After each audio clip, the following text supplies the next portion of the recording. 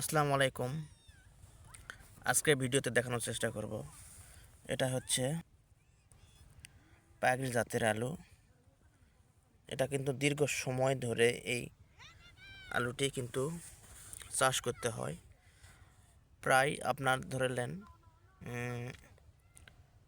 70 থেকে 80 দিনের মতো এই আলুটির সময় লাগে এবং 3টি ক্যাটাগরিতে এই আলু কিন্তু সংগ্রহ করতে হয়।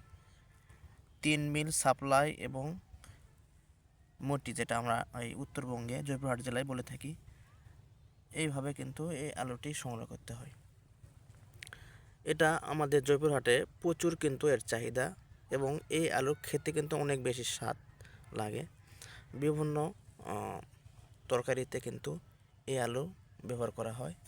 এটা বিভিন্ন জাত আছে, তেল পাগড়ি, ফাটা পাগড়ি, আপনার পাহাড়ি জাতের পাহাড়ি যেটা বলা হয়, বিভিন্ন জাতের আলু কিন্তু এই পাগড়ি আর কি মূলত বলে থাকি।